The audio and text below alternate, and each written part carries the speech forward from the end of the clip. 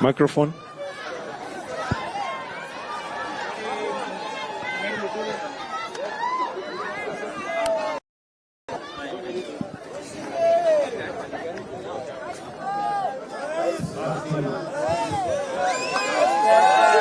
Watu wa Timau na Bore hamjambo. Watu wa Timau na Bore hamjambo. Mugeni kaire.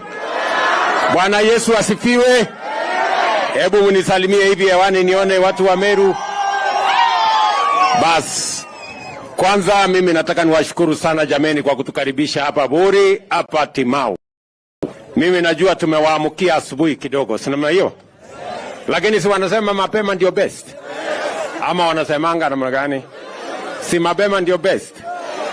So tumefika hapa mapema siku ya leo kwa sababu kuna maneno tuliongea hapa Timau, tukakubaliana vile tutasukuma mambo yetu mbele. Si namna hiyo?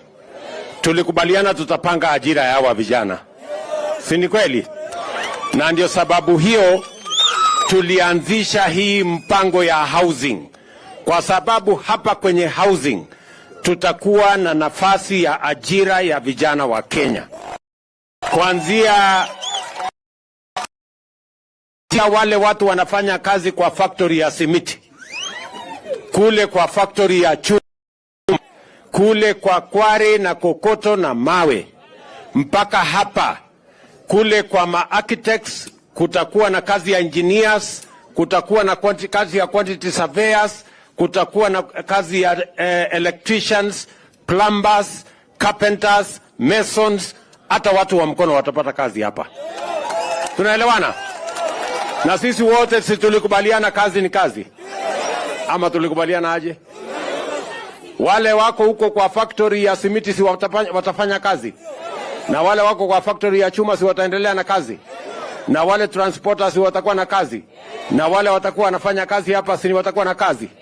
Tukubaliane hii kazi iendelee mbele ama mnataka irudi nyuma? Iendelee mbele. Mimi nikiongea na nyinyi saa hizi katika mjengo huu hapa tunajenga nyumba 320 ya kwanza. Mpango yetu katika Meru County ni kujenga nyumba 10,000 katika miji mbalimbali ikiwemo Meru Town. Na katika hiyo mpango tutahitaji vijana 20,000 wa kufanya hiyo kazi. Vijana wa hapa Meru mko tayari? Vijana wa Meru mko tayari? Na hii kazi inafanyika kutoka sehemu zote. Nikiongea na nyinyi saa hizi kuna vijana kama hawa, kuna vijana kama wengine Kenya mzima. Vijana 130 wanafanya kazi katika program yetu ya housing as I talk to you here from Meru. Tunaelewana? Nilikuwa nasikia wale jamaa wa maandamano ati wanasema ati president apange ajira ya vijana hapa Kenya. Kwani hii program ya housing vijana 130 tayari wanafanya kazi katika hii program. Ma-architects wako kwa hii program, engineers wako kwa hii program, masons, carpenters, electricians wako kwa hii program, transporters wako kwa hii program. Ajira 130 tayari imepatikana. Sijui wale watu wa maandamano wanafikiria ati maandamano ndio kazi hii ambayo vijana wanafanya kwa program ya housing si kazi. Sijui kama tunaelewana. Wacha niwatangazie pia wale watu wa kitendawili wengi, kwa sababu nilikuwa naona jana wanauliza ati president apange kazi ya hapa Kenya. Nataka niwapashe habari. Tayari vijana 130 wanafanya kazi kwa program ya housing. Nikiongea na nyinyi tena nikitoka hapa, tunaenda hapa Bore kwa hii technical training college yenu ya Kerwa. Tunaelewana? Pale tuko na computers 100.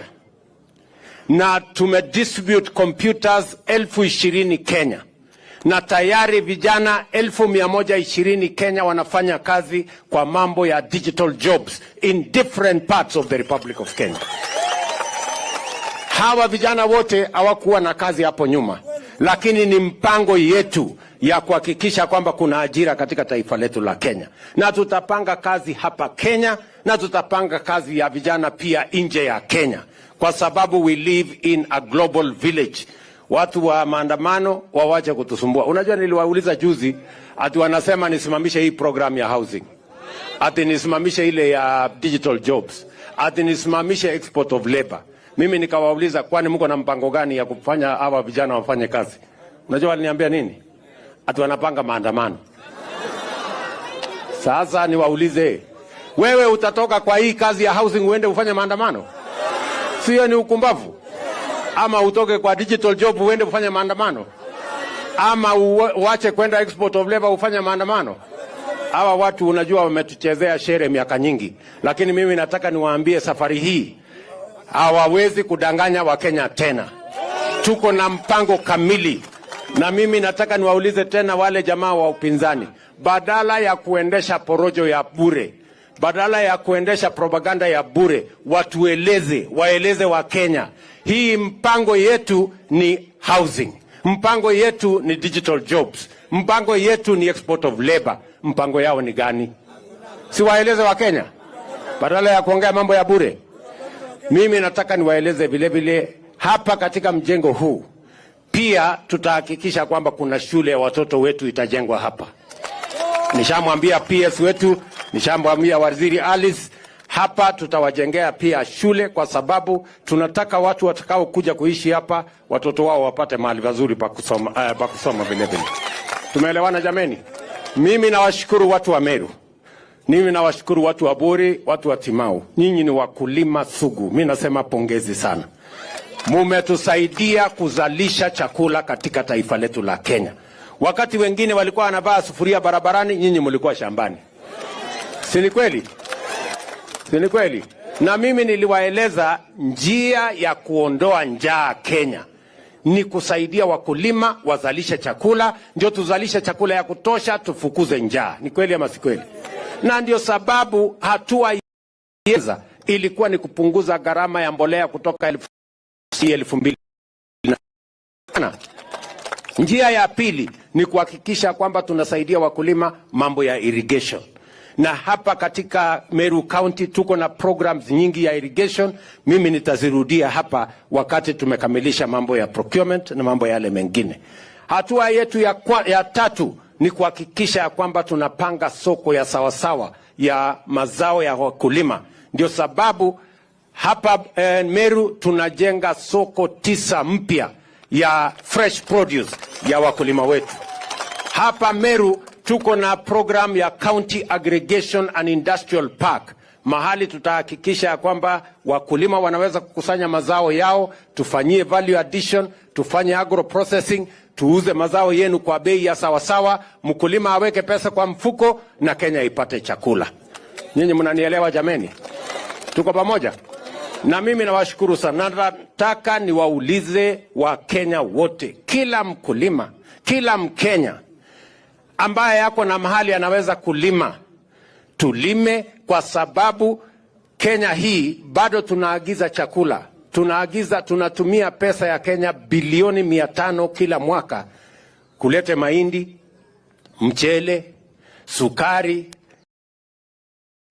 Ni kitu ambaye mimi nataka niwaulize nyinyi watu wa Meru, mnataka tuendelee kuagiza chakula kutoka nje ama tutoe mashambani kwetu?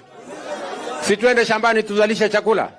Ile pesa badala ya kulipa wakulima wa nchi zingine, si tuwalipe wakulima wetu jameni? Ama mnasemaje? Hiyo ndio mpango tuko naye, na tutawaeleza vizuri. Huyu Mheshimiwa Linturi nimemwambia ya kwamba tayari mimi nimenegotiate na serikali ya India tupate matrakta ambayo tutasaidia nao wakulima watusaidie kuzalisha chakula. Na hiyo program nataka ikamilike in the next 6 months. Tuwe na matractors hapa ambazo tutasaidiana na counties so that we can mechanize our farming, we can increase our productivity and we can grow more food for the Republic of Kenya. Mpango yetu ni kuhakikisha ya kwamba in the next 5 years tuna reduce ile pesa tunaagiza chakula kutoka nje from 500 billion to 250. And in 10 years we will not importing any food to Kenya. We will be growing food here in Kenya. And that is our commitment, that is our plan, na ndio tuhakikishe ya kwamba tunaondoa aibu ya njaa katika taifa letu la Kenya. Tuko pamoja jameni? Mnanielewa? Vile vile mimi nimekuja hapa mambo yenu ya barabara. So unajua Waswahili wanasema ahadi ni deni.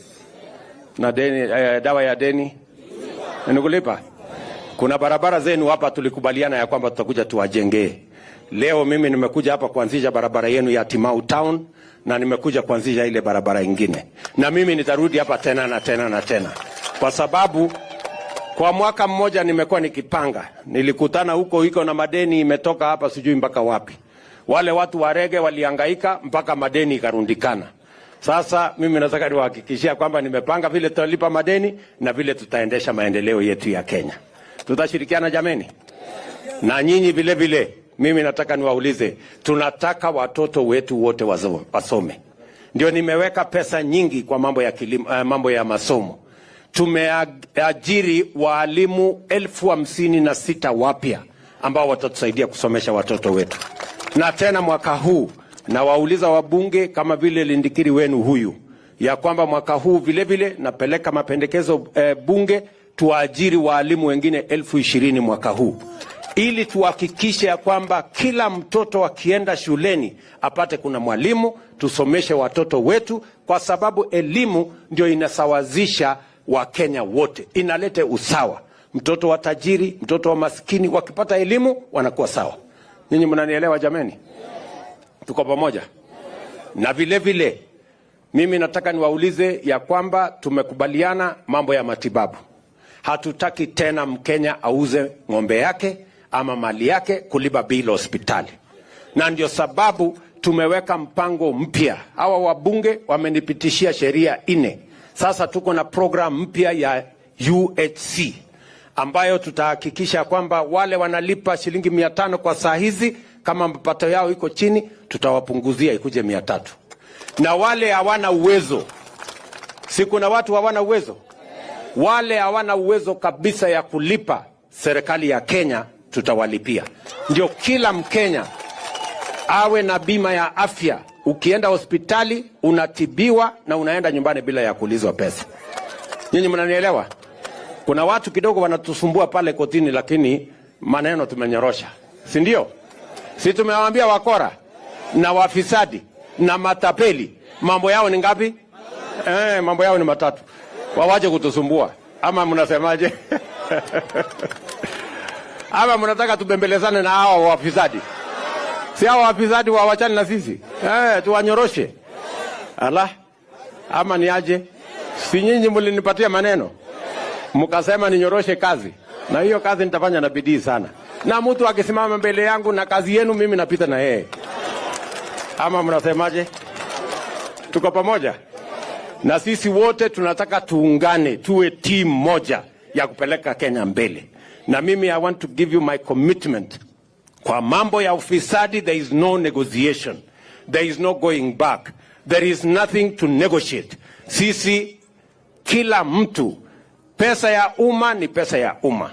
Itumike vile wananchi wamepanga. Mambo watu ambao watakao panga ati kuiba pesa ya wananchi lazima tuwanyoroshe na hakuna nafasi ya ufisadi katika taifa letu la Kenya. Tumeelewana ndugu zangu? Watu wa Buri tumeelewana? Kwa sababu nyinyi mmenipatia kazi mingi. Hapa sasa niko na hii kazi, nitaenda mpaka Tigania huko, niende mpaka Kianjai. Nyinyi mnajua mahali Kianjai iko? Ndio. Niende mpaka huko Mikinduri. Nyinyi mnaelewa Mikinduri iko dunia gani? Lakini mimi nalala dunia hii yenu leo. Nimekuja na blanketi. Ndio. Nimejipanga vizuri. Mimi ni mtu ya kulala kwa na hii. Ama mnasema namna gani? Tulale huku? Lakini nimesikia huku kwenu uko baridi. Sijui mtanipanga namna gani? Blanketi inatosha?